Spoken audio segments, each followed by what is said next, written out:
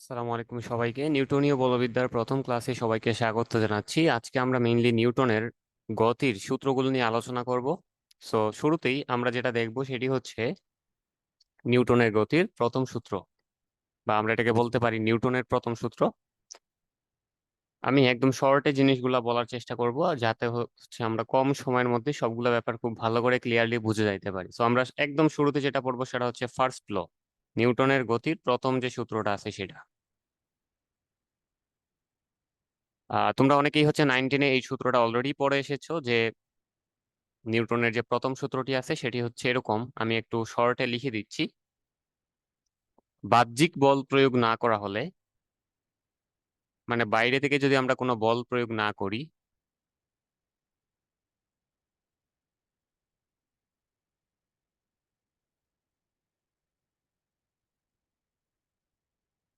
তাহলে কি হবে, যে স্থির বস্তু চিরকাল স্থির থাকবে আর গতিশীল বস্তু সমবেগে চলতে থাকবে।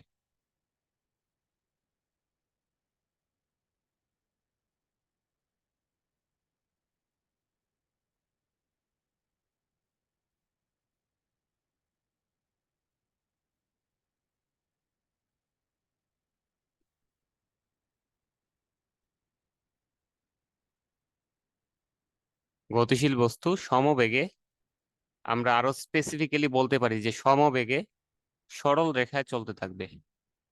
মানে সে সোজা যাবে, সে আঁকাবাঁকা পথে যাবে না।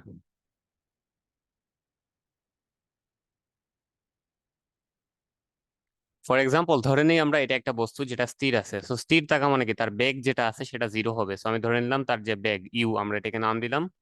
সো তার আধি বেগ বা বেগটা হচ্ছে 0 মিটার পার সেকেন্ড, এবং তার নির্দিষ্ট একটা ভর আছে। সো আমরা যদি বাইরে থেকে এখানে কোনো ফোর্স অ্যাপ্লাই না করি, ধরো এই যে এফ বল যেটা আছে, আমরা এখানে এটা প্রয়োগ করি নাই। যদি এই এফ বল প্রয়োগ না করি, তাহলে যেটা হবে, এই বস্তুটা আজীবন কি থাকবে, স্থির থাকবে। এই বস্তুটা আজীবন স্থির থাকবে। আর যদি আমরা এখানে বল প্রয়োগ করতাম, ধরো আমাদের বস্তুটা স্থির আছে, তাহলে এই দিক থেকে যদি আমরা এফ বল প্রয়োগ করি, এফ বল প্রয়োগ করি, এটা কিন্তু আগে থেকে স্থির ছিল। ধরো এটা আগে থেকে আছে 0 মিটার পার সেকেন্ড এবং তার একটা ভর আছে। এবং আমরা এখন একটা কি করলাম, একটা বল প্রয়োগ করলাম। সো এখন বল প্রয়োগ করেছি, তাহলে এটা কি হয়ে যাবে, গতিশীল হয়ে যাবে। ঠিক আছে, গতিশীল হবে। তাহলে একটা বস্তু যদি স্থির থাকে, আমরা আমরা সেখানে যদি বল প্রয়োগ না করি, তাহলে সেটা আজীবন স্থির থাকতে চাইবে। আর যদি আমরা সেখানে বল প্রয়োগ করি, তাহলে সে কি হয়ে যাবে, গতিশীল হয়ে যাবে। সো এটা হচ্ছে প্রথম কথা। সেকেন্ড কথা কি ছিল, যে কোনো একটা গতিশীল বস্তু যদি থাকে, সেখানেও যদি আমরা বল প্রয়োগ না করি, তাহলে সেই গতিশীল বস্তুটা কিভাবে চলতে থাকবে, একদম সরল রৈখিক পথে চলতে থাকবে। সো এটার এক্সাম্পল হিসাবে আমরা ধরে নিতে পারি, ধরো এই বস্তুটার কথা। ধরো এই বস্তুটা আছে, সে হচ্ছে এই সরল রৈখিক পথে চলতেছে এবং তার আদি বেগ, মনে করো কিছু একটা বেগ আছে তার অলরেডি 5 মিটার পার সেকেন্ড, এবং তার নির্দিষ্ট একটা ভর আছে।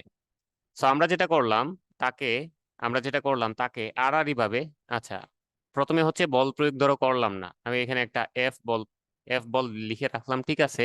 কিন্তু আমি তার এখানে বলটা প্রয়োগ করি নাই। এই যে দেখো, এই বলটা আমরা প্রয়োগ করি নাই। প্রয়োগ করা না মানে কি, এই অংশটা আমরা নাই, মনে মনে চিন্তা করতে পারি এই অংশটা নাই, শুধুমাত্র কি আছে, বস্তুটার বেগ আছে এবং ভর আছে। সো যদি এরকম হয় যে বস্তুর ভর আর বেগ শুধু আছে, আর আমরা বাইরে থেকে কোনো বাহ্যিক বল প্রয়োগ করি নাই, তাহলে কি হবে, এই বস্তুটা সোজা সামনের দিকে চলতে থাকবে, একদম সরল রৈখিক পথে চলতে থাকবে। ঠিক আছে, সে কিন্তু সোজা সরল রৈখিক পথে চলতে থাকবে। এবার ধরো আরেকটা কেস, যেটাতে আমরা বল প্রয়োগ করলাম, বাইরে থেকে বল প্রয়োগ করলাম। ধরো এই বস্তুটা আগে থেকে আছে, এন্ড তার হচ্ছে আগের মতোই আদি বেগ, মনে করো হচ্ছে দেওয়া আছে 5 মিটার পার সেকেন্ড, এবং তার একটা নির্দিষ্ট ভর আছে। এবার আমি কি করলাম, তার উপর একটা বল প্রয়োগ করলাম। ঠিক আছে, এবার যেটা করলাম, তার উপর আমি একটা বল প্রয়োগ করলাম, এফ বল প্রয়োগ করলাম। সো এফ বল যেহেতু এখন প্রয়োগ করছি, এই যে আমি এখানে ইয়েস দিয়ে দিলাম যে এফ বল প্রয়োগ করা হয়েছে, তাহলে কি হবে, সে আগে ছিল একটা সরল রৈখিক পথে গতিশীল, এবং তার বেগ ছিল কি 5 মিটার পার সেকেন্ড।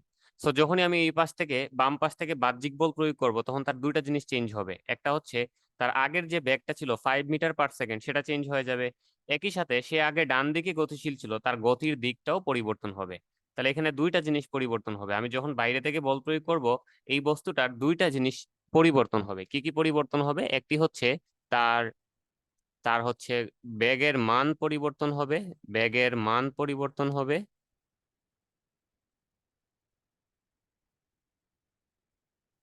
এবং দ্বিতীয় যে ব্যাপারটি হচ্ছে ব্যাগের যে দিকটা আছে সেটাও পরিবর্তন হবে। ব্যাগের দিক পরিবর্তন হবে। ঠিক আছে।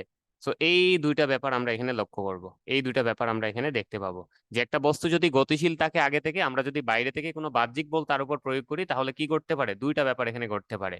এক নাম্বার যে ব্যাপারটা ঘটতে পারে সেটি হচ্ছে তার যে ব্যাগের দিকটা আছে সেটা চেঞ্জ হইতে পারে। আর সেকেন্ড, তার যে ব্যাগের মান আছে এখানে 5 মিটার পার সেকেন্ড, সেই মানটাও কি হইতে পারে, চেঞ্জ হইতে পারে। তাহলে আমরা এখান থেকে যেটা জানলাম সেটি হচ্ছে একটা স্থির বস্তুর উপর আমরা যদি বাহ্যিক কোনো বল প্রয়োগ না করি, অর্থাৎ বাইরে থেকে কোনো বল প্রয়োগ না করি, তাহলে এই বস্তুটা কি হবে, আজীবন স্থির থাকতে চাইবে এবং স্থির থাকবে যদি বাহ্যিক বল প্রয়োগ না করি।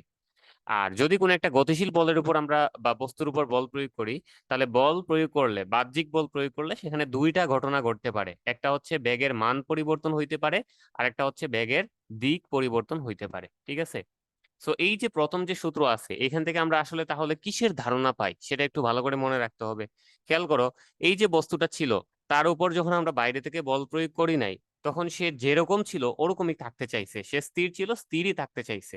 কিন্তু যখনই আমরা বাইরে থেকে বল প্রয়োগ করে ফেলছি, তখন তার বর্তমান অবস্থা চেঞ্জ হয়ে সে কি হয়ে গেছে, গতিশীল হয়ে গেছে। বোঝা গেল কিনা? বস্তুটা যখন স্থির ছিল সে কিন্তু যেরকম ছিল ওরকমই থাকতে চাইছে, আর যখনই আমরা বাহ্যিক বল প্রয়োগ করে ফেলছি তখন কি হয়েছে, যে বস্তুটা তার অবস্থার পরিবর্তন করে ফেলছে। এগেইন আমরা যদি সেকেন্ড কেসটার দিকে খেয়াল করি, এখানে একটা বস্তু হচ্ছে আগে থেকেই গতিশীল ছিল, সে চাচ্ছিল ওইভাবেই চলতে, অর্থাৎ সোজা সামনের দিকেই চলতে চাচ্ছিল এবং 5 মিটার পার সেকেন্ড বেগেই চলতে চাচ্ছিল। কিন্তু যখনই আমি বাইরে থেকে বল প্রয়োগ করছি, তখন কি হয়ে গেছে, তার বেগের মানও চেঞ্জ হয়ে গেছে, বেগের দিকও চেঞ্জ হয়ে গেছে, অর্থাৎ তার আদি যে অবস্থাটা সেই অবস্থাটা হচ্ছে চেঞ্জ হয়ে গেছে। ঠিক আছে।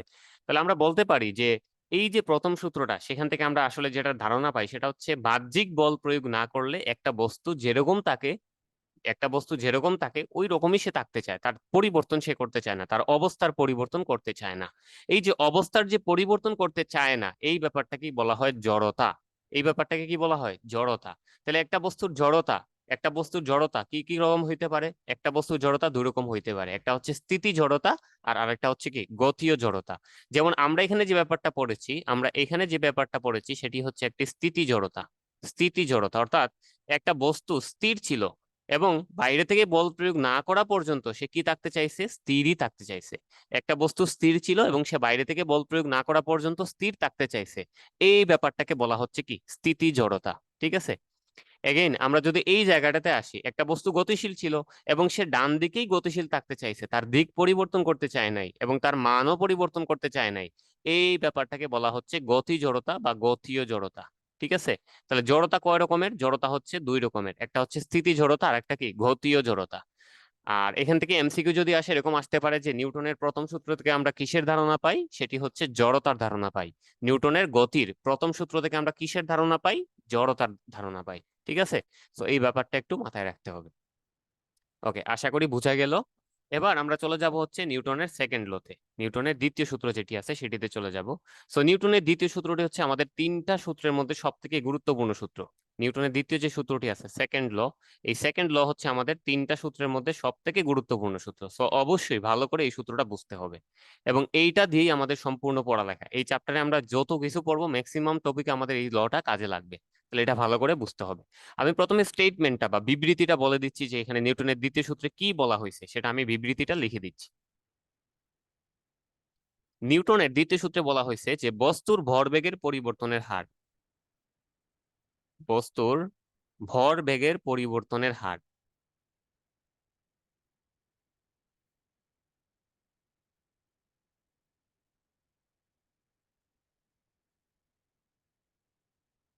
পরিবর্তনের হার এর উপর প্রযুক্ত বলের সমানুপাতিক। এর উপর প্রযুক্ত বলের সমানুপাতিক।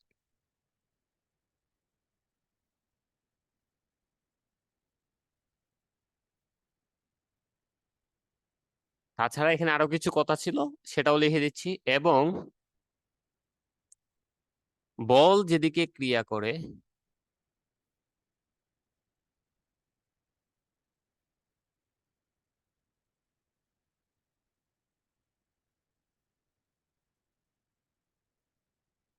ভরবেগের পরিবর্তনও সেদিকে ঘটে, বা আমরা বলতে পারি বস্তুর ভরবেগের পরিবর্তনও সেদিকে ঘটে।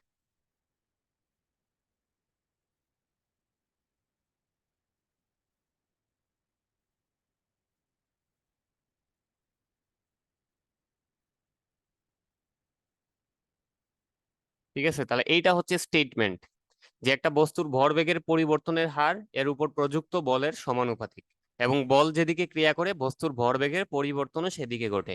এই জিনিসটাকে তোমরা চাইলে আমাদের ফার্স্ট ল এর যে সেকেন্ড কেসটা ছিল এটার এক্সটেন্ডেড ভার্সন চিন্তা করতে পারো। একটু আগে আমরা বলে আসছি যে একটা বস্তু যদি গতিশীল থাকে তাহলে তার উপর যদি আমরা বাহ্যিক কোনো বল প্রয়োগ করি তাহলে কি হবে, ওই বস্তুটার বেগের মান চেঞ্জ হয়ে যাবে, একই সাথে বেগের দিকও চেঞ্জ হবে। তো বেগের মান চেঞ্জ হওয়া মানে কি, আমরা জানি ভরবেগ মানে হচ্ছে ভর এবং বেগের গুণফল। তাহলে বেগের মান পরিবর্তন হওয়া মানে হচ্ছে তার ভরবেগের মানও চেঞ্জ হয়ে যাবে। এছাড়া এছাড়া যেটা হবে যে ভরবেগের যে দিকটা আছে সেটাও কি হবে, চেঞ্জ হয়ে যাবে, কারণ বেগের দিক চেঞ্জ হয়ে যাচ্ছে। সো এইখান থেকে আমরা মনে রাখতে পারি যে বস্তুর ভরবেগের পরিবর্তনের হার এর উপর প্রযুক্ত বলের সমানুপাতিক, মানে যত বেশি বেশি বল প্রয়োগ করা হবে পরিবর্তনের হারটাও তত বেশি হবে। আর তাছাড়া যেদিকে বল ক্রিয়া করবে সেদিকেই কি হবে, বস্তুর ভরবেগের পরিবর্তন ঘটবে।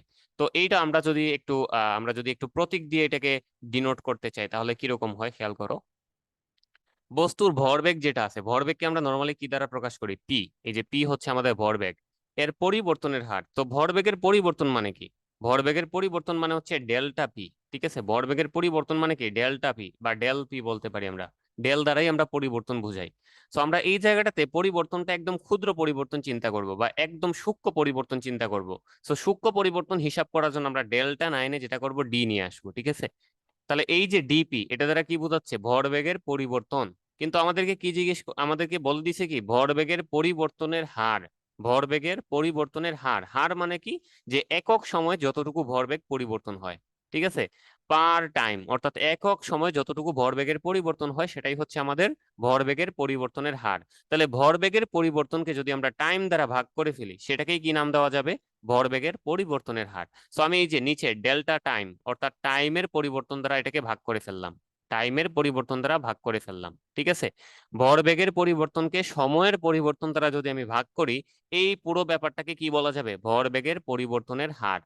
এই হার যেটা আছে এটা কার সমানুপাতিক, এটা হচ্ছে আমাদের প্রযুক্ত বলের সমানুপাতিক। এটা কার সমানুপাতিক, এটা হচ্ছে আমাদের প্রযুক্ত বলের সমানুপাতিক। ঠিক আছে, এটা হচ্ছে আমাদের প্রযুক্ত বলের সমানুপাতিক, যেখানে আমরা বলতে পারি আমাদের বল হচ্ছে একটা ভেক্টর রাশি এবং ভরবেগ যেটা আছে সেটাও কি একটা ভেক্টর রাশি। তাহলে আমাদের এই যে নিউটনের যে দ্বিতীয় সূত্র আছে সেটার ম্যাথমেটিক্যাল এক্সপ্রেশন হচ্ছে এটা, যে এফ সমানুপাতিক হচ্ছে ডিপি ডিভাইডেড বাই ডিটি। অর্থাৎ বল বা প্রযুক্ত বল যেটা সেটি হচ্ছে আমাদের ভরবেগের পরিবর্তনের হারের সমানুপাতিক। ঠিক আছে, এবং বল যেদিকে ক্রিয়া করে ভরবেগের যে পরিবর্তন সেটাও সেদিকে ঘটে, অর্থাৎ এফ এর ডিরেকশন এবং ডেল পির যে ডিরেকশন দুটা হচ্ছে সেম, একই দিকে থাকবে। আচ্ছা, এই জায়গা থেকে আমরা নতুন একটা ইকুয়েশন ডেরাইভ করতে পারি। এই যে সেকেন্ড ল যেটা আছে এটাকে আমরা একটু বিস্তৃত করে লিখতে পারি। এফ সমানুপাতিক আমরা কি পাইছি, ডিপি বাই ডিটি। আমি পরের পেজে গিয়ে এটাকে একটু ইলাবোরেটলি লিখতেছি, খেয়াল করো।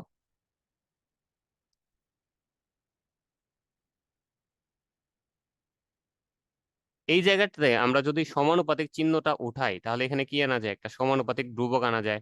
আর এখানে থাকতেছে হচ্ছে ডেল পি ডিভাইডেড বাই কি, del T. Del P divided by del T. So K হচ্ছে এখানে একটা সমানুপাতিক ধ্রুবক, কে কি এখানে একটা সমানুপাতিক ধ্রুবক। সো এই যে ধ্রুবকটা আছে, এই যে ধ্রুবকটা আছে এটার ভ্যালু যদি আমরা ওয়ান চিন্তা করি, এটার ভ্যালু যদি আমরা ওয়ান চিন্তা করি তাহলে এই জায়গাটাতে আমাদের ইকুয়েশনটা কি দাঁড়াচ্ছে, এফ সমান সমান ডিরেক্ট আমরা তখন কি লিখতে পারবো, ডিপি ডিভাইডেড বাই ডিটি। যেখানে আমাদের কে এর ভ্যালু আমরা কত ধরে নিছি, ওয়ান। এটা যেহেতু একটা কনস্ট্যান্ট আমরা তার ভ্যালু ওয়ান ধরে নিলাম। সো এফ সমান লিখা যাবে কি ডিপি বাই ডিটি। এবার খেয়াল করো এই জায়গাটাতে ডিপি মানে কি, ডিপি মানে হচ্ছে আমাদের এই যে পি মানে আমরা যেটা জানি সেটি হচ্ছে এমবি। পি মানে আমরা যেটা জানি ভর এবং বেগের গুণফল, পি হচ্ছে কি ভর এবং বেগের গুণফল। তাহলে এই জায়গাটাতে আমরা যদি ভ্যালুটা বসাই, এফ সমান সমান ডি, ভিতরে কি বসবে এমবি, কারণ পি মানেই হচ্ছে এমবি। আর নিচে কি বসবে ডিটি। ঠিক আছে, কে সমান ওয়ান তো আমরা অলরেডি বলে দিছি, এটা লেখার দরকার নেই। তো এখানে খেয়াল করো ডিএমভি কথাটার মানে কি, ডিএমভি এটার মিনিংটা কি। ডিএমভি মানে হচ্ছে, এইটা তোমরা যারা হচ্ছে ডিফারেন্সিয়েশন পড়ে ফেলছো তারা আশা করি বুঝার কথা। ধরো আমি এখানে হচ্ছে ডিফারেন্সিয়েশনের সেই ফর্মুলাটা বলে দিলাম যে ডিডি এক্স অফ, এই যে ধরো এটা DD X of UB U V মানে কি? ইউ একটা ফাংশন, ভি আর একটা ফাংশন। সো দুইটা ফাংশন যদি গুণ আকারে থাকে এবং তাদেরকে যদি আমরা ডিফারেন্সিয়েট করতে চাই, তাহলে এটার ফর্মুলাটা কি ছিল? এটার ফর্মুলা ছিল একটাকে স্থির রাখতে হয় এবং আরেকটাকে ডিফারেন্সিয়েট করতে হয়। একটাকে স্থির রাখতে হয়, আরেকটাকে কি ডিফারেন্সিয়েট করতে হয়। প্লাস দিয়ে আগে যেটাকে আমরা স্থির রাখছিলাম ওইটাকে এবার ডিফারেন্সিয়েট করতে হবে, আর আগে যেটাকে ডিফারেন্সিয়েট করছিলাম সেটাকে এবার কি রাখতে হবে? স্থির রাখতে হবে। সো এটা হচ্ছে আমাদের ডিফারেন্সিয়েশনের ইউবি ফর্মুলা বলে এটাকে। দুইটা ফাংশন যদি গুণ আকারে থাকে তাহলে আমাদেরকে এইভাবে হচ্ছে কাজটা করতে হয়। আমাদের এইখানে যেটা আছে সেটা হচ্ছে ডিএমভি, কি আছে? ডিএমভি। আর তার নিচে যেটা আছে সেটা কি? ডিটি। তাহলে একবার আমরা কি করব? এম কে স্থির রাখবো আর ওইটাকে ডিফারেন্সিয়েট করব, তাহলে হবে কি? M into DV by DT. তারপরে প্লাস দিয়ে এবার ভি কে স্থির রাখবো আর তার পাশে লিখবো কি? DM by DT. ঠিক আছে? তাহলে দেখা গেল কি ডিডিটি অফ এম ভি, এটার মানে কি দাঁড়াচ্ছে? M into DV by DT plus V into DM by DT. তাহলে এই ভ্যালুটাই আমরা এখানে বসাই দেব। তাহলে দাঁড়াচ্ছে কি? খেয়াল করো, এফ সমান সমান, এই যে এফ সমান সমান একবার এম স্থির রাখলাম আর তার সাথে হবে ডিভি বাই ডিটি প্লাস এবার ভি স্থির রাখলাম তার সাথে হবে কি? ডিএম বাই ডিটি, তার সাথে হবে ডিএম বাই ডিটি। তো তোমাদের কাজ হচ্ছে শুরুতে এই ইকুয়েশনটা মনে রাখা। এটাই হচ্ছে আমাদের নিউটনের সেকেন্ড ল থেকে প্রাপ্ত সূত্র। নিউটনের সেকেন্ড ল থেকে প্রাপ্ত সূত্র হচ্ছে এফ সমান M into DB by DT plus V into DM by DT. F সমান M into DB by DT plus V into DM by dt. এটার মিনিংটাকে খেয়াল করো। এফ তো বল, বল সমান সমান তোমরা এতদিন পরে আসছো এফ সমান এম এ, এখন দেখতেছো যে এখানে অন্য কি কিছু লেখা আছে। তো আমি এটার এক্সপ্লেনেশন একটু পরে বলে দিব, এফ সমান কখন এম এ হয় সেটাও বলে দিব। দেখো এফ সমান সমান আমরা যেটা লিখতে পারি সেটা হচ্ছে এম তো বস্তুর ভর, তো ভর থাকবে, তার সাথে হচ্ছে ডিভি, ডিভি মানে কি? ওই যে ব্যাগের পরিবর্তন, আর নিচে হচ্ছে ডিটি বা সময়ের পরিবর্তন, প্লাস ভি এখানে যদি থাকে তাহলে ব্যাগটা বসাবা, আর ডিএম মানে হচ্ছে আমাদের ভরের পরিবর্তন, ডিটি মানে হচ্ছে সময়ের পরিবর্তন। আচ্ছা, এবার এই সূত্রটাকে আমরা কিছু স্পেশাল কেসে চিন্তা করব যে কি হইতে পারে। ধরো আমি এমন একটা স্পেশাল কেস চিন্তা করলাম যেখানে, যেখানে হচ্ছে এই যে এমন একটা স্পেশাল কেস চিন্তা করলাম যেখানে আমাদের বস্তুর বস্তুর হচ্ছে ভর যেটা আছে, ভর হচ্ছে কনস্ট্যান্ট। ঠিক আছে? ভর কনস্ট্যান্ট। এই যে ভর যেটা আছে বা আমরা যেটাকে এম দ্বারা প্রকাশ করি, এম, এই ভর বা এম যেটা আছে সেটা হচ্ছে কনস্ট্যান্ট ধরে নিলাম বা ধ্রুবক, চেঞ্জ হচ্ছে না এমনটা ধরে নিলাম। তো এম যদি কনস্ট্যান্ট হয়, চেঞ্জ না হয়, তাহলে ডিএম যেটা আছে এটার ভ্যালু কত হবে? জিরো। কারণ ডিএম মানে হচ্ছে কি? ভরের পরিবর্তন। এখানে আমি বলেই দিলাম যে ভর আমাদের চেঞ্জ হচ্ছে না, কনস্ট্যান্ট থাকতেছে, তাহলে ভরের পরিবর্তন কত হবে? জিরো হবে। ভর যেহেতু চেঞ্জ হচ্ছে না, ভরের পরিবর্তন হবে কত? জিরো। তাহলে ভরের পরিবর্তন যদি জিরো হয়, আমরা ওই ইকুয়েশনটা আবার যদি একটু লিখি, এফ সমান কি ছিল? এফ সমান ছিল হচ্ছে M into DV by DT, M into DV by DT plus V into DM by DT plus V into DM by DT. যেহেতু এখানে ডিএম এর ভ্যালু জিরো হয়ে যাচ্ছে, তাহলে এই পুরা রাশি যেটা আছে এটা কি হয়ে যাবে? জিরো হয়ে যাবে। তাহলে থাকবে কি এখানে? খেয়াল করো, থাকবে যেটা সেটা হচ্ছে এফ সমান সমান M into DB by DT, F সমান সমান M into DB by DT. এই জায়গাটাতে ভালো করে খেয়াল করো, ডিবি বাই ডিটি মানে কি? ডিভি মানে হচ্ছে কি? বেগের পরিবর্তন। তো বেগের পরিবর্তন মানে তোমরা 9-10-এ পড়ে আসছো, বেগের পরিবর্তন মানে হচ্ছে শেষ বেগ মাইনাস আদি বেগ। বেগের পরিবর্তন মানে কি? শেষ বেগ মাইনাস আদি বেগ। আর নিচে আছে কি? ডিটি। এই ইকুয়েশনটা তোমরা 9-10-এ পড়ে আসছো যে বেগের পরিবর্তন ডিভাইডেড বাই সময়ের পরিবর্তন, এটাকে কি বলা হয়? অ্যাসিলারেশন বা ত্বরণ। ত্বরণ মানে হচ্ছে শেষ বেগ মাইনাস আদি বেগ ডিভাইডেড বাই সময় বা সময়ের পরিবর্তন। এটাই হচ্ছে আমাদের সেই ত্বরণের সূত্র। ঠিক আছে? এইটাই হচ্ছে আমাদের সেই ত্বরণ বা অ্যাসিলারেশনের সূত্র। তাহলে এইখান থেকে আমরা ডিরেক্ট লিখতে পারি যেটা সেটা হচ্ছে এফ সমান সমান এম এ। কারণ এই ডিভি বাই ডিটি যেটা আছে এটাকেই লেখা যায় হচ্ছে এ, ডিভি বাই ডিটি যেটা আছে সেটাকে কি লেখা যায়? এ। তাহলে এখান থেকে ফর্মুলা দাঁড়ালো কি? এফ সমান সমান এম এ। এই যে তোমরা 9-10 থেকে পড়ে আসতেছো যে আমাদের এফ সমান এম এ যে ফর্মুলাটা সেটা কোথা থেকে আসে? নিউটনের দ্বিতীয় সূত্র থেকে আসে। কিন্তু এটাই কি নিউটনের দ্বিতীয় সূত্র? না, এটা হচ্ছে নিউটনের দ্বিতীয় সূত্রের একটা স্পেশাল কেস। কোন স্পেশাল কেস? যখন আমাদের বস্তুর ভরটা কনস্ট্যান্ট থাকবে তখন আমাদের নিউটনের দ্বিতীয় সূত্রটা হয়ে যাবে কি? এফ সমান এম এ। যখন বস্তুর ভর কনস্ট্যান্ট থাকবে তখন আমাদের নিউটনের দ্বিতীয় সূত্রটা হয়ে যাবে কি? এফ সমান এম এ। বুঝা গেল কিনা? তাহলে এই ব্যাপারটা একটু মাথায় রাখতে হবে যে আমাদের, এই ব্যাপারটা একটু মাথায় রাখতে হবে যে আমাদের নিউটনের দ্বিতীয় যে সূত্রটা আছে, নিউটনের দ্বিতীয় যে সূত্রটা আছে সেটা কিন্তু একটু বিস্তৃত ছিল বা একটু লম্বা ছিল। সেখান থেকে যদি আমরা ভরটাকে কনস্ট্যান্ট করে ফেলি তখন আমাদের এফ সমান সমান কি হয়ে যায়? এম এ হয়ে যায়। ঠিক আছে? এবার আরেকটা স্পেশাল কেস আমরা চিন্তা করি যেখানে বস্তুর বেগ কনস্ট্যান্ট, যেখানে বস্তুর কি কনস্ট্যান্ট? বেগ। তাহলে বেগ বা আমরা যেটাকে ভি বলতেছি, এই ভি যদি কনস্ট্যান্ট থাকে, বেগ বা ভি যদি কনস্ট্যান্ট থাকে, তাহলে কি হয় খেয়াল করো। বেগ বা ভি যদি কনস্ট্যান্ট হয় তাহলে কি হয় খেয়াল করো।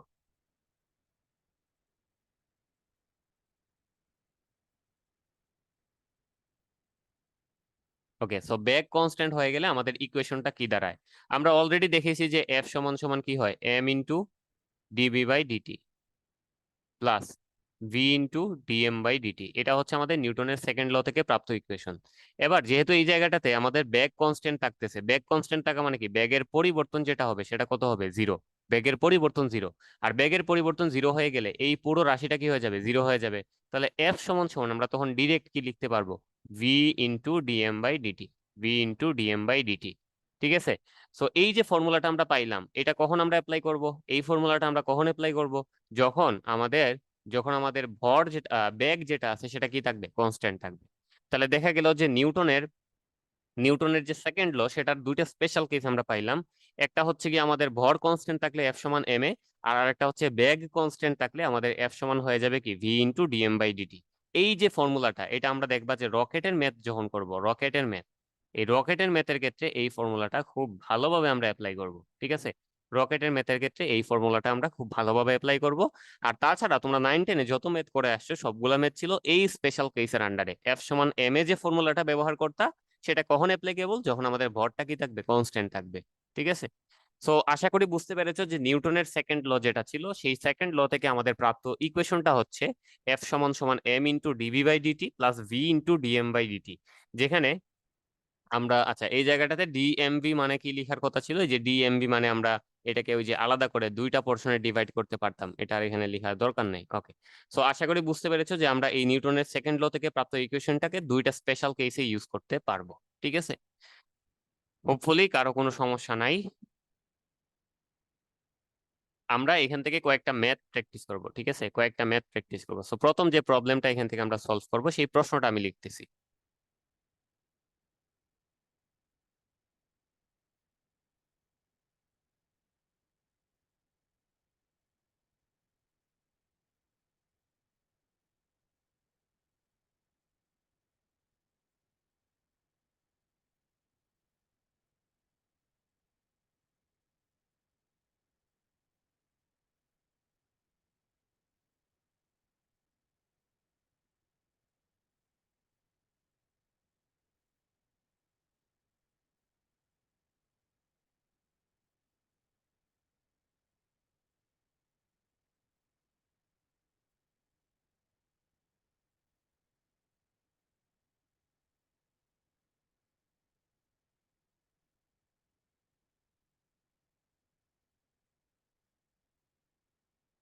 আচ্ছা, প্রশ্নটা হচ্ছে যে 5 মিটার পার সেকেন্ড বেগে চলমান 5 কেজি ভরের একটা বস্তুর বেগ 2 সেকেন্ডে দ্বিগুণ করতে প্রয়োজনীয় বলের মান নির্ণয় করতে বলছে। ঠিক আছে।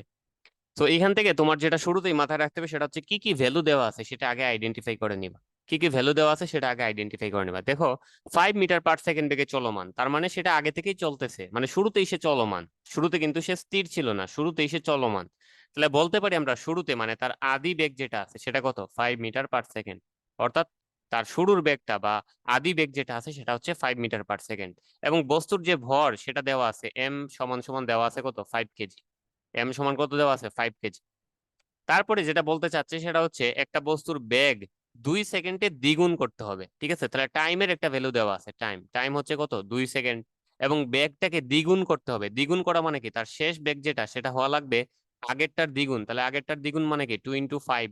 অর্থাৎ এটা হয়ে যাবে কত, 10 মিটার পার সেকেন্ড। এটা হয়ে যাবে 10 মিটার পার সেকেন্ড। যেখান থেকে কি বের করতে বলছে, এফ সমান হোয়াট, এটা বের করতে বলছে। সো একটা ব্যাপার নিশ্চয়ই এখানে খেয়াল করতেছো, সেটা হচ্ছে যে এই জায়গাটাতে বস্তুর ভর কিন্তু চেঞ্জ হয়েছে, এটা বলে নাই। বস্তুর ভর চেঞ্জ হয়েছে এটা বলে নাই। তো যেহেতু বস্তুর ভর চেঞ্জ হয় নাই, তার মানে ভর এখানে কি থাকবে, কনস্ট্যান্ট থাকবে। ভর এখানে কি থাকবে, কনস্ট্যান্ট থাকবে। ভর যদি কনস্ট্যান্ট থাকে, ভর কনস্ট্যান্ট থাকলে আমাদের নিউটনের যে সেকেন্ড ল ছিল, সেই সেকেন্ড ল থেকে প্রাপ্ত ফর্মুলা এরকম দাঁড়ায় যে এফ সমান সমান ডিরেক্ট কি লেখা যায়, এম এ। এফ সমান কি লেখা যায়, এম এ। কারণ এখানে আমাদের ভরের মানটা হচ্ছে কনস্ট্যান্ট, ভর যেহেতু আনচেঞ্জড, সুতরাং আমরা এফ সমান সমান কি লিখতে পারি, এম এ। এবার এই এম এ যেটা আছে এটাকে আবার ভেঙে কি লেখা যায়, ওই যে এর পরিবর্তে লেখা যায় V minus U divided by T. V minus U by T. তাহলে এম এর ভ্যালু এখানে দেওয়া আছে 5 কেজি, তার সাথে ভি মাইনাস ইউ, সো শেষ বেগ হচ্ছে 10 মিটার পার সেকেন্ড, আর আদি বেগ হচ্ছে 5 মিটার পার সেকেন্ড, এবং টাইম হচ্ছে 2 সেকেন্ড। তাহলে এখান থেকে আমরা ক্যালকুলেশন করলে কি পাবো, 10 থেকে 5 বাদ গেলে থাকবে শুধু 5। 5 × 5 মানে হচ্ছে 25, আর নিচে থাকবে 2। তাহলে এখান থেকে রেজাল্ট পাওয়া যাবে হচ্ছে 12.5। এবং যেহেতু আমরা বলের মান বের করেছি, সো সো এটার এককটা হয়ে যাবে কি, নিউটন। তাহলে এটার আনসার হবে 12.5 নিউটন। এটার আনসার কি হবে, 12.5 নিউটন।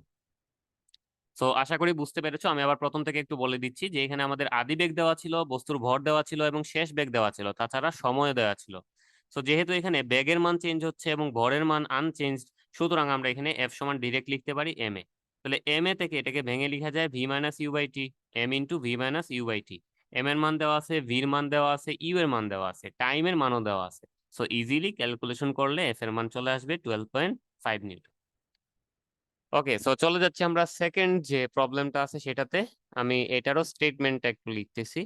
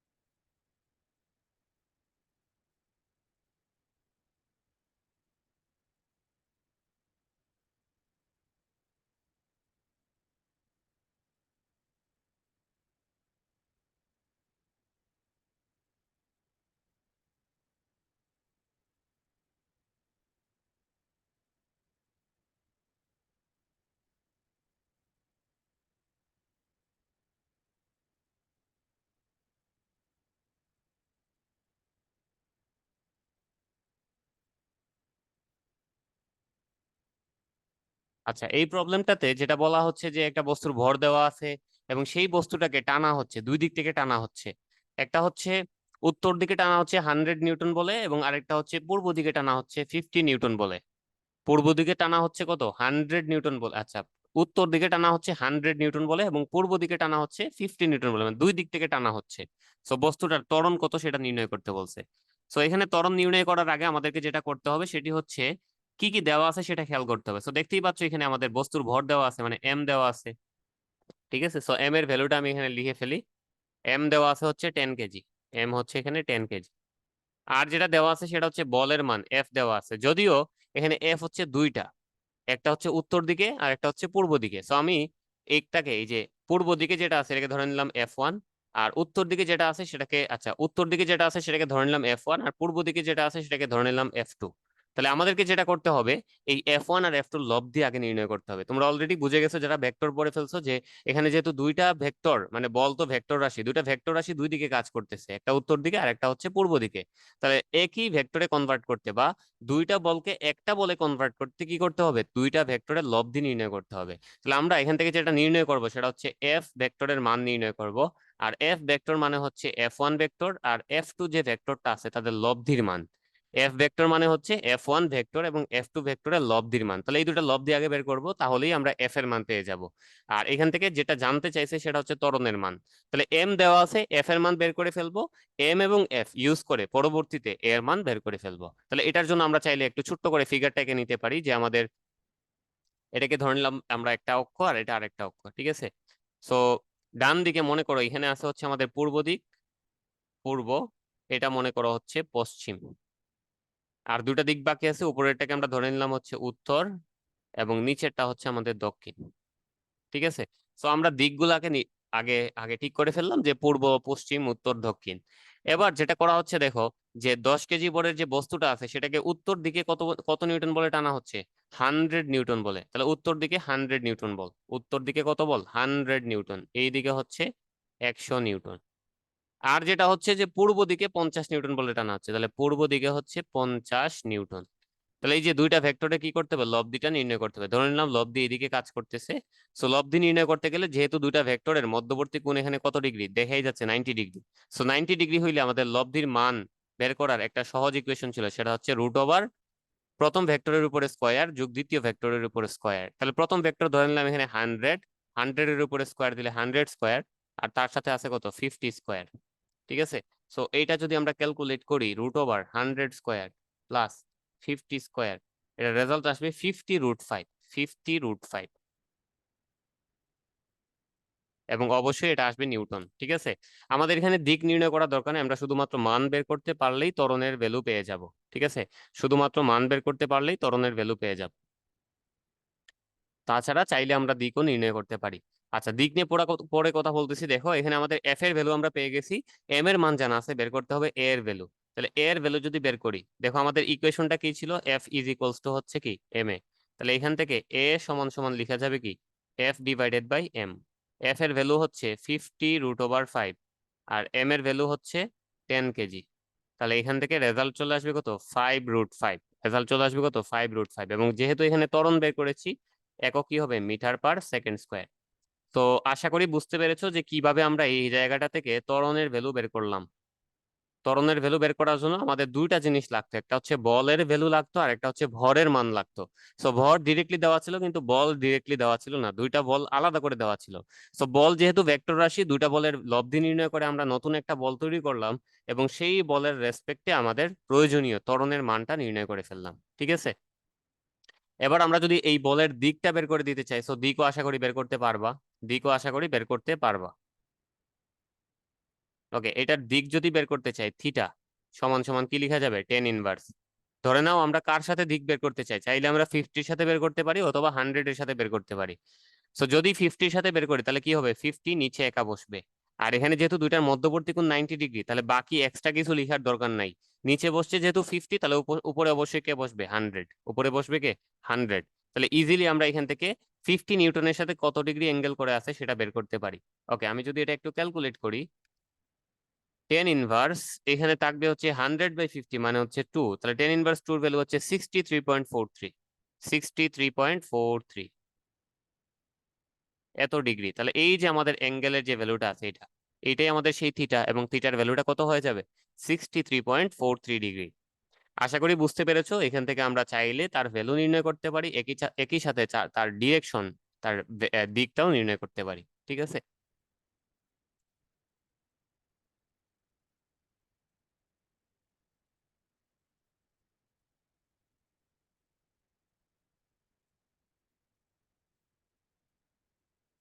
ওকে। এরপরে আমরা আমরা যেটা করতে পারি সেটা হচ্ছে নিউটনের থার্ড লতে চলে যাব। নিউটনের থার্ড ল, আমরা ফার্স্ট এবং সেকেন্ড ল থেকে আরো অনেক ম্যাথমেটিক্যাল প্রবলেম প্র্যাকটিস করব। আপাতত আমাদের ইনিশিয়াল সূত্রটা বোঝার জন্য যতটুকু জানা দরকার বা যতটুকু ম্যাথ প্র্যাকটিস করা দরকার ততটুকুই করতেছি। ওকে, থার্ড ল আমরা একটু লিখি। থার্ড ল,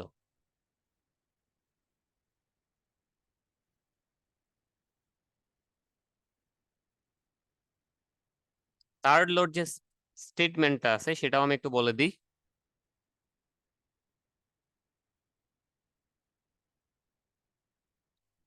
একটি বস্তু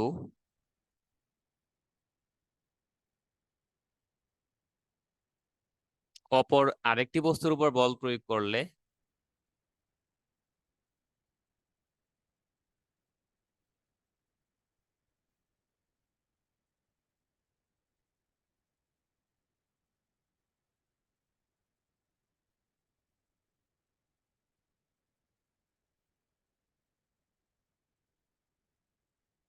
দ্বিতীয় বস্তুটি প্রথম বস্তুর উপর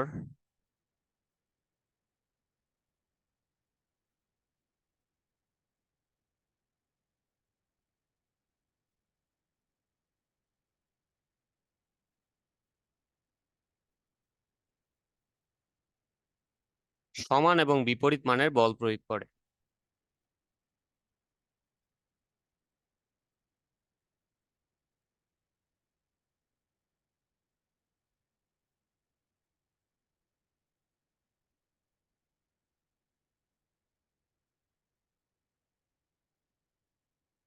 এটা হচ্ছে আমাদের নিউটনের থার্ড ল যেটি আছে, সেই থার্ড ল এর স্টেটমেন্ট, যে একটা বস্তুর উপর যখন আমরা বল প্রয়োগ করব তখন যার উপর বল প্রয়োগ করা হয় সেও বিপরীত দিকে একটা বল প্রয়োগ করে এবং এটার ভ্যালু হয় তার উপর প্রযুক্ত বল যেটা আমরা করেছিলাম সেটা সমান। ঠিক আছে, এটা হচ্ছে আমাদের স্টেটমেন্ট। আমরা যদি এটাকে ফিগার আকারে চিন্তা করি, ধরো এটা আমাদের একটা বস্তু, এই বস্তুর উপর আমি ধরে নিলাম F1 বল প্রয়োগ করছি, F1। তাহলে সে কি করবে? সে আমাকে বিপরীত দিকে সমমানের একটা বল প্রয়োগ করবে। ঠিক আছে, সমমানের একটা বল প্রয়োগ করবে, কিন্তু তার ডিরেকশনটা হবে উল্টা। তাহলে আমি বলতে পারি এখানে F1 আর F2 দুইটাই সেম।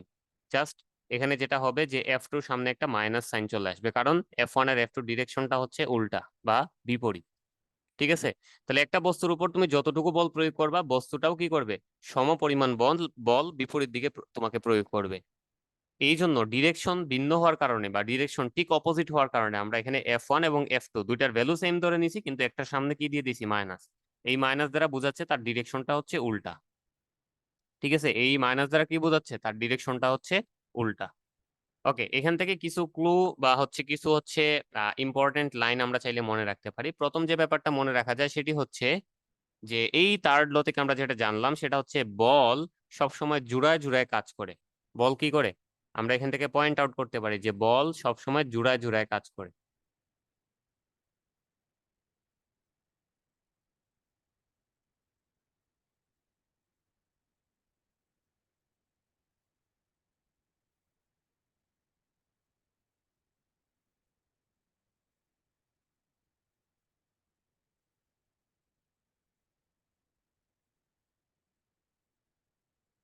মানে তুমি চাইলে একটা বল একাই প্রয়োগ করতে পারবা না, ওই বলটা যখনই প্রয়োগ করবা সেখান থেকে একটা কি ধরনের বল পাওয়া যাবে? প্রতিক্রিয়া বল পাওয়া যাবে। অর্থাৎ বল একা একা কখনো প্রযুক্ত হইতে পারে না, সেখানে সবসময় উল্টা আরেকটা বল থাকবেই। তাহলে বলা যায় বল সবসময় কিভাবে কাজ করে? জুড়ায় জুড়ায় কাজ করে। বল সবসময় জুড়ায় জুড়ায় কাজ করে। সেকেন্ড যে ব্যাপারটা মনে রাখতে হবে সেটি হচ্ছে ক্রিয়া এবং প্রতিক্রিয়া বল,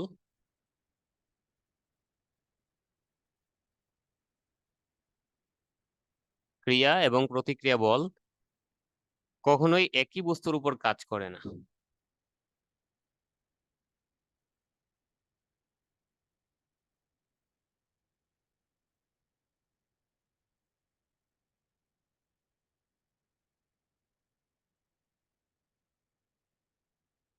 এই যে এই জিনিসটা আমরা আগের এক্সাম্পল দেখেই বুঝতে পারি। দেখো, F1 যে বলটা আমরা প্রয়োগ করেছিলাম সেটি কার উপর প্রযুক্ত হয়েছিল? এই যে গোলাকার যে বস্তুটা আছে সেটার উপর।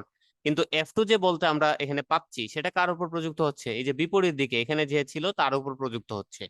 তাহলে F1 হচ্ছে একজনের উপর, আর F2 কাজ করতেছে কি আরেকজনের উপর। তাহলে এখান থেকে আমরা ডিসিশন নিতে পারি যে ক্রিয়া এবং প্রতিক্রিয়া বল কখনোই একই বস্তুর উপর কাজ করে না। ক্রিয়া এবং প্রতিক্রিয়া বল কি করে না? কখনোই একই বস্তুর উপর কাজ করে না। সো এই দুইটা পয়েন্ট ভালো করে মনে রাখতে হবে নিউটনের থার্ড ল থেকে।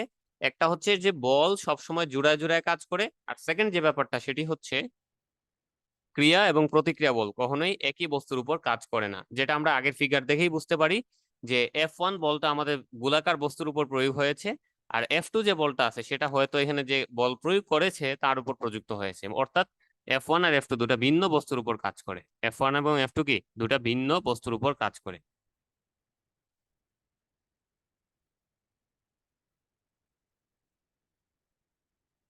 ওকে, সো আশা করি এই ব্যাপারটা এখান থেকে সবাই বুঝতে পেরেছি। আমরা এই জায়গা থেকে একটা এমসিকিউ সলভ করব। ঠিক আছে, আমরা এই জায়গা থেকে একটা এমসিকিউ সলভ করব। আমি কোশ্চেনটা একটু লিখতেছি। প্রশ্নটা হচ্ছে এরকম যে পৃথিবী ও আপেলের মধ্যে মহাকর্ষ বলের ক্ষেত্রে কোনটা সঠিক?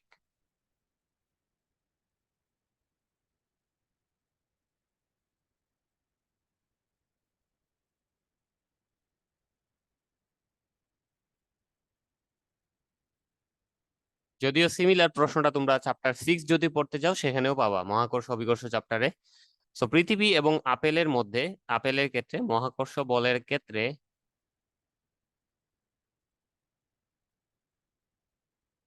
কোনটি প্রযোজ্য বা নিচের কোনটা সঠিক, এরকম আমরা বলতে পারি। তো এ নাম্বার অপশন যেটি দেওয়া আছে সেটি হচ্ছে শুধুমাত্র পৃথিবী আপেলের উপর বল প্রয়োগ করে।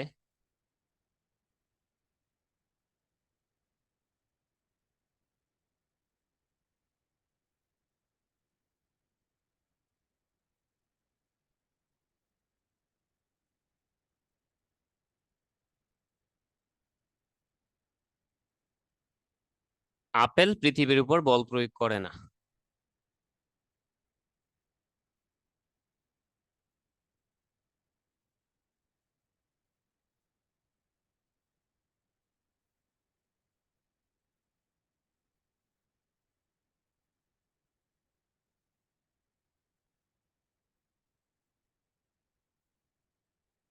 বি নাম্বার যে অপশনটি আছে সেটি হচ্ছে উভয়ই একে অপরের উপর বল প্রয়োগ করে।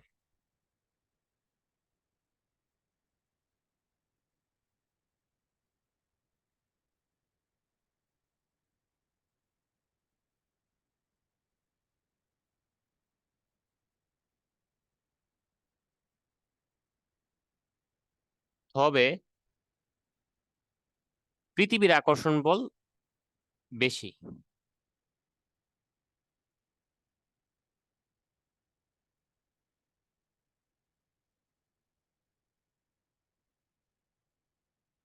আর সি নাম্বার যে অপশনটি আছে সেটি হচ্ছে এরকমই, যে উভয়ই একে অপরের উপর বল প্রয়োগ করে, তবে আপেলের আকর্ষণ বল বেশি। ঠিক আছে, উভয়ই একে অপরকে আকর্ষণ করে বা একে অপরের উপর বল প্রয়োগ করে, তবে আপেলের আকর্ষণ বল বেশি। লাস্ট যে অপশনটা আছে সেটি হচ্ছে যে উভয়ই সমান বল প্রয়োগ করে।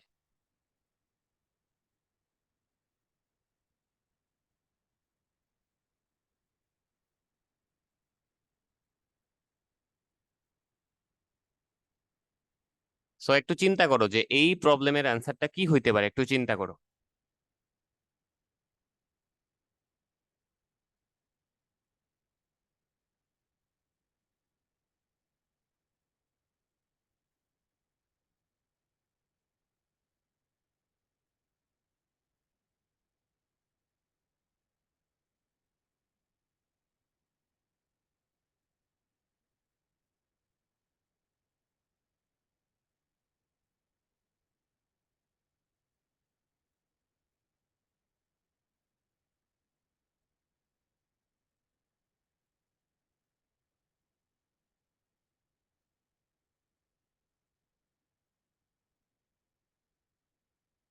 আচ্ছা, আমি সঠিক অ্যান্সারটা তাহলে বলে দিচ্ছি। এখানকার সঠিক অ্যান্সারটা হচ্ছে লাস্টেরটা, ডি নাম্বার অপশন, অর্থাৎ উভয়ই সমান বল প্রয়োগ করে।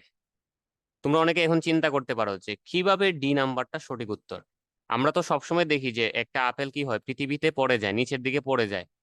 ঠিক আছে, সবসময় তো আপেলই পড়ে, পৃথিবীকে তো আর পড়তে দেখি নাই কখনো। সবসময় তো আপেল পড়ে, মানে আপেল গতিশীল হয়, পৃথিবী তো গতিশীল হয় না। তো এই ব্যাপারটা কেন ঘটে এটা আমরা আজকেই বুঝে যাবো এখান থেকে। দেখো, আমরা যেটা জানি সেটা হচ্ছে F is equals to M A, খুবই ফেমাস ফর্মুলা আমাদের। এফ সমান সমান কি এম এ, যেখানে বস্তুর ভর চেঞ্জ না হলে আমরা এই ইকুয়েশনটা লিখতে পারি। সো অবশ্যই আমাদের এখানে ভর চেঞ্জ হবে না, সো আমরা এখানে এফ সমান এম এ লিখতেই পারি। এবার আমরা যদি এটাকে সাইড চেঞ্জ করি তাহলে কি পাবো, এ সমান সমান কি পেয়ে যাবো, এফ ডিভাইডেড বাই এম। এ সমান কি পাবো, এফ ডিভাইডেড বাই এম। এবার তুমি একটু আপেলের কথা চিন্তা করো, আপেলের কথা চিন্তা করো। ধরো এটা হচ্ছে আপেল, তার ওজন যেটা আছে, তার যে ওজনটা আছে সেটাকে আমরা কি লিখতে পারি, এফ সমান এম জি। ঠিক আছে, এফ সমান এম জি।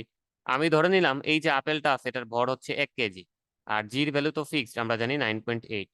তাহলে এখান থেকে কি লিখা যায়, এখান থেকে যেটা লিখা যায় সেটি হচ্ছে যে 1 × 9.8 মানে হচ্ছে শুধু 9.8, এবং সেটার একক কি হয়ে যাবে তখন, নিউটন।